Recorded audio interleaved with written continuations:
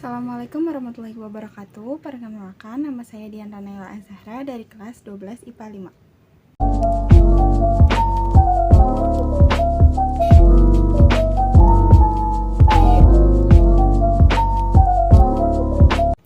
Saya akan menjelaskan tentang hormon pada tumbuhan beserta fungsinya. Yang pertama, ada hormon auksin. Hormon auksin dapat kita temukan di ujung batang dan akar, kuncup daun atau daun muda, embrio tanaman atau lembaga, serta serbuk sari yang sedang tumbuh menjadi bulu serbuk sari. Fungsi auksin pada tumbuhan antara lain: yang pertama, memacu pertumbuhan memanjang pada tunas dan akar. Yang kedua, menyebabkan diferensiasi sel menjadi xilem sehingga meningkatkan transportasi garam mineral dan air dari tanah menuju ke daun. Yang ketiga, merangsang pembentukan pembuluh floem dan xilem. Yang keempat, merangsang aktivitas kambium. Yang kelima, merangsang pembengkakan batang. Yang keenam, merangsang pembentukan akar lateral atau akar samping. Yang ketujuh, merangsang perkembangan bunga dan buah. Yang kedelapan, digunakan dalam pembuatan buah tanpa biji atau biasa kita sebut partenokarpi. Yang kedua, hormon giberelin. Hormon giberelin diperoleh dari hasil ekstraksi jamur parasit Gibberella fujikuroi yang menyebabkan penyakit benih bodoh atau bakane pada tanaman padi, dengan gejala tanaman tinggi kurus luar biasa sehingga roboh sebelum dewasa.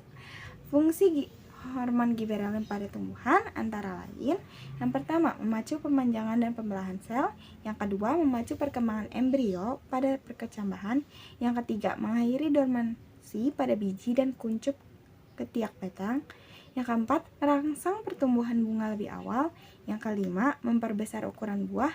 Yang keenam, berperan dalam pembentukan buah tanpa biji atau partenokarpi. Yang ketujuh, merangsang pembentukan saluran polen atau bulu serbuk sari. Yang ketiga, ada gas etilen. Gas etilen disebut juga gas karbit yang saat ini sering kita gunakan untuk memeram buah-buahan agar cepat masak atau matang. Fungsi gas etilen antara lain: yang pertama, mempercepat proses pematangan buah. Yang kedua, berperan dalam pengguguran daun. Yang ketiga, dapat memacu pembentukan bunga apabila gas etilen itu dikombinasi dengan hormon auksin. Dan yang keempat, merangsang pertumbuhan batang menjadi tebal dan kokoh. Yang keempat, ada sitokinin. Sitokinin dikenal juga sebagai hormon anti penuaan. Sitokinin sering digunakan untuk menjaga kesegaran bunga dengan cara disemprotkan. Fungsi sitokinin antara lain: yang pertama, menghambat penuaan pada organ tumbuhan. Yang kedua, merangsang sintesis RNA dan protein. Yang ketiga, dapat merangsang pembelahan sel apabila kita kombinasikan dengan hormon auksin. Yang keempat, memacu perkembangan akar dan tunas pada kultur jaringan. Yang kelima, menunda pengguguran daun, bunga, dan buah dengan cara meningkatkan pengiriman makanan ke organ-organ tersebut. Yang keenam, mengatur pembentukan bunga dan buah. Yang ketujuh, merangsang pertumbuhan tunas aksila yang menghasilkan percabangan lateral. Yang kedelapan, menghambat dominasi apikal oleh auksin. Yang kesembilan, membuat buah tanpa biji atau partenokarpi. Yang kelima, ada asam absisat. Asam absisat merupakan hormon yang memperlambat atau menghentikan pembelahan dan pemanjangan sel. Fungsi asam absisat antara lain: yang pertama, menghambat pertumbuhan. Yang kedua, menyebabkan dormansi biji dan tunas.